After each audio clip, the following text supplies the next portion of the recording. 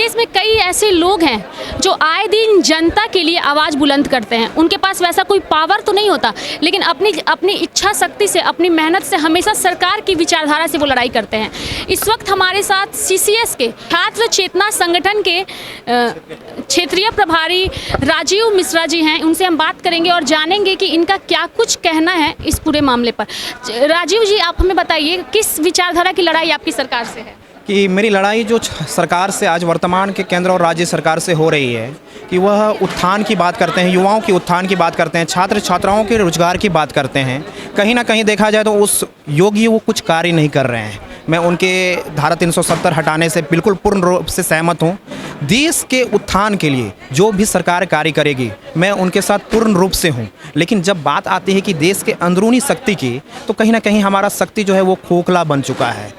तो हमारी छात्र चेतना संगठन की लड़ाई पूरे देश से इसलिए हो रही है कि हम चाहते हैं कि हम सशक्त रूप से, अगर युवा छात्र चेतना संगठन कैसे अपनी आवाज़ को नेताओं तक पहुंचाएगा ताकि उनका समाधान हो सके, कैसे अपनी आवाज़ को पहुंचाएगा? विगत 21 वर्षों से, सन 1997 से हमारी लड़ाई कहीं ना कहीं राज्य सरकार से, केंद्र सरकार से होते रही है।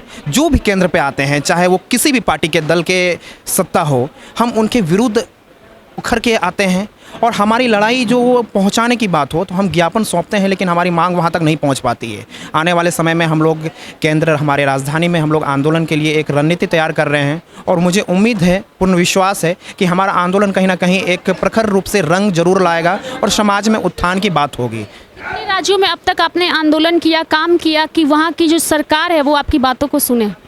अभी झारखंड और बिहार में और पश्चिम बंगाल के कुछ ज़िलों में हम कार्य कर रहे हैं। अभी उत्तर प्रदेश में हमारी टीम ने उन्नाव में जो घटना घटी थी, आपने देखा था कि बहुत ही शर्मनाक घटना है। एक बेटी के साथ ऐसी घटना की जाती है और उसके साथ पूरी सरकार रहती है। कहीं ना कहीं यह निंदनीय और चिंतनीय योग्य है कि आज हमारे समाज में एक ऐसे गलत व्यक्ति का हम अगर साथ दें तो कहीं ना कहीं मेरे ऊपर भी दाग ये आएगा कि मैं भी गलत हूँ।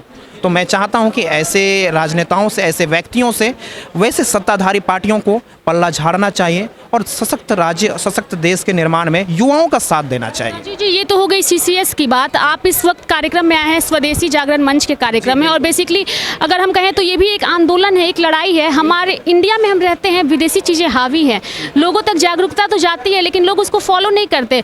जैसे किसी को भी आप कहिए, बहुत मनाना मुश्किल है कि विदेशी चीज़ों का त्याग करें क्योंकि ये चीज़ें हावी हैं हम पे। कैसे जागरूक करेंगे लोगों को? सबसे पहले कि स्वदेशी जागरण मंच का यह प्रांत सम्मेलन में मैं आया हूँ। रांची हमारा केंद्र रहा है और रांची में आना एक सौभाग्य का बात है। देखिए, अभी हम लोग मोबाइल फ़ोन यूज़ करते हैं या कोई भी वस्तु यूज़ करते हैं, वह कहीं ना कहीं विदेशी रहता है। लेकिन हम यह चीज़ देखें कि जो चीज़ अगर पॉसिबल हो पाए, अगर हमारे समाज में मैं जीन्स पहनता हूँ तो वो ज़रूर हो कि हमारे भारत में भी बहुत सारी कंपनियाँ हैं जो अच्छे ब्रांडेड जीन्स का निर्माण करते हैं, अच्छे शर्ट्स का निर्माण करते हैं। तो हम उसका उपयोग करें, खादी का बंडी उपयोग करें, खादी का शर्ट उपयोग करें। जहाँ तक हमें हो सकता है, पॉसिबिलिटी हमें दिखती है, हम बिस्किट उपयोग करते हैं। तो अगर हम मैं एग्जांपल देना चाहता हूँ, उदाहरण देना चाहता हूँ कि हम मिनरल वाटर यूज़ करते हैं। बेसिकली हम किसी बड़े होटल में जाते हैं तो हम बिस्लेरी का डिमांड करते हैं। बिस्लेरी, माफ़ कीजिएगा, वो हमारी भारतीय कंपनी है। हम लोग एक्वाफिना का डिमांड करते हैं कि वो चाहते हैं कि बेली का डिमांड करते हैं। लेकिन ये हर किसी को मालूम होगा कि ये पेप्सिको की ब्रांड है। जो पैसा हम विदेशों में भेजते हैं, वो पानी हम अपने देश का भी पानी उपयोग कर सकते हैं। यही तो विडंबना है राजीव जी हमारे देश की, कि हमारे देश में सबसे पहले विदेशी चीज़ें हावी हो गई हैं। अब स्वदेशी चीज़ें बन रही हैं लेकिन लोगों तक जागरूकता नहीं पहुंच पा रही। जैसे अगर सपोज मैं एक एग्जांपल आपको मैगी के ही दे दूं।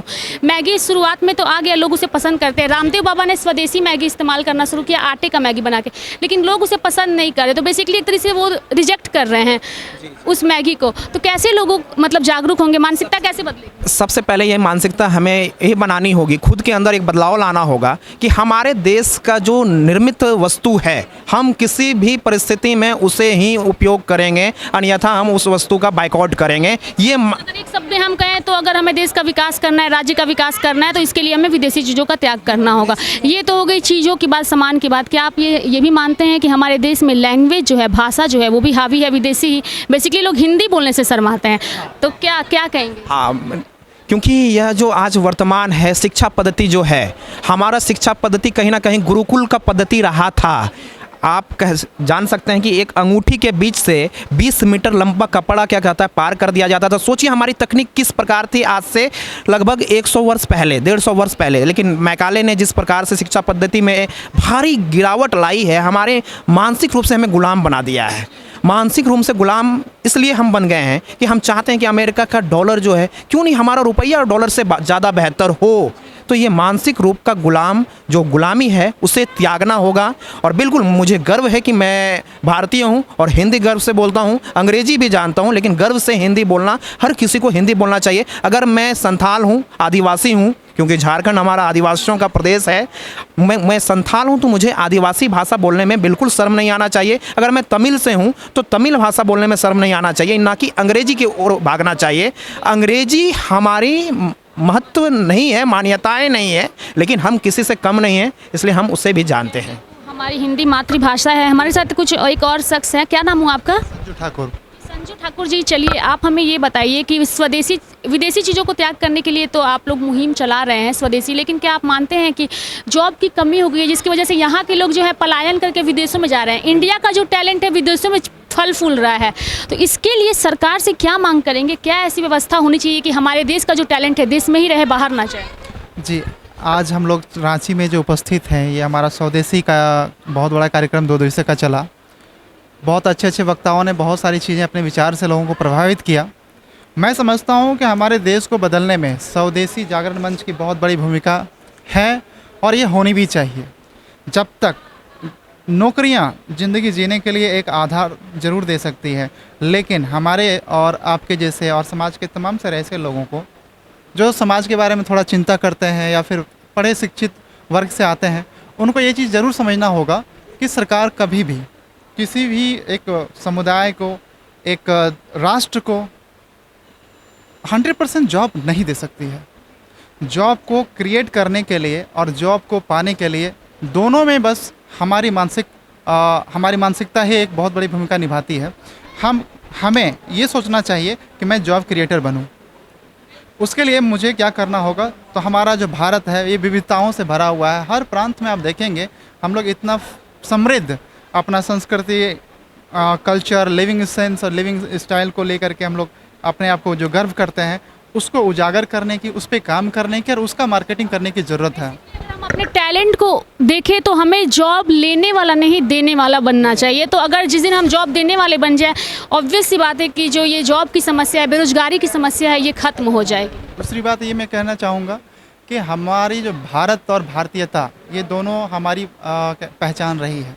हम गर्व से कहते हैं कि हम भारतीय हैं, लेकिन आज पारंपरिक खेलों का आप देखते होंगे कि धीरे धीरे उनका ह्रास होते जा रहा है। हमारे कल्चर से, हमारे लाइफ से वो धीरे धीरे बाइकआउट होते जा रहा है। हमारे देश के प्रधानमंत्री जो हैं इसके लिए पहल कर रहे हैं, बहुत सारी ऐसी योजनाएं ला रहे हैं जो खिलाड़ियों को भी मनोबल बढ़ाए, चीज़ों को बचाने की वो भरपूर कोशिश कर रहे हैं। जी, मैं उनकी इस कदम को सराहना करता हूँ, लेकिन हमारी जो भूमिका होगी, जैसे कि जो सामाजिक कार्यकर्ता हैं या जो सोशल के बारे में एक अच्छे वेलफेयर विसर के तौर पे काम कर रहे हैं, उनको आगे आने की ज़रूरत है। जो हमारी पारंपरिक खेल और जो गतिविधियां रही है, जिसको नानी दादी वगैरह वगैरह से आज भी जीवित है, उनको एक मंच देने की आवश्यकता है। इससे क्या होगा कि हमारा परिवार जो टूटते जा रहा है वो धीरे धीरे जुड़ना चालू होगा। हम जब देखते हैं कि बड़े बड़े गेम्स जो हमारे बच्चे जो स्कूल में जाते हैं तो कुछ गेम्स तक ही सीमित रह जाता है, उनका शारीरिक और मानसिक विकास नहीं हो पाता है। जैसे कि क्रिकेट हो गया, फुटबॉल हो गया, ये सब काफ़ी महंगे गेम्स हैं। हर पेरेंट्स नहीं इसको नहीं कर पाएंगे, उनको फुलफिल, उनका डिमांड्स पूरा नहीं कर पाएंगे। तो बच्चों में मानसिक विकास कैसे होगा, शारीरिक विकास कैसे होगा? उसके लिए भारतीय गेम को, भारतीय पारंपरिक खेलों को आगे आने की ज़रूरत है। उससे लोगों का आत्मविश्वास होगा। जैसे क्या होता है कि पब्लिक स्पीकिंग में आप देख ले सकते हैं कि बहुत सारे लोग हैं जो सोचते तो बहुत अच्छा है लेकिन बोल नहीं पाते। हम अगर कहें तो अगर देश का विकास करना है, राज्य का विकास करना है, तो इसके लिए राज्य की, देश की स्वदेशी चीज़ों को प्रमोट करने की बेहद ही ज़रूरत है। तो बहुत बहुत धन्यवाद आप लोगों का हमसे बात करने के लिए। जी, आपके पूरे सनमार्ग के पोर्टल न्यूज़ टीम को मैं धन्यवाद देना चाहता हूं कि आपका यह सराहनीय कदम है और ये सार्थक प्रयास समाज के उत्थान में आप भी कर रहे हैं। मैं आपको भी कोटि कोटि धन्यवाद देना चाहता हूँ। धन्यवाद। तो ये थे हमारे साथ CCS के राजीव मिश्रा जी, जिनसे हमने बात की और जाना कि इनका क्या कुछ कहना है इस पूरे मामले पर। सहयोगी सुभाष के साथ रेखा मिश्रा, सनमार्ग लाइव, रांची।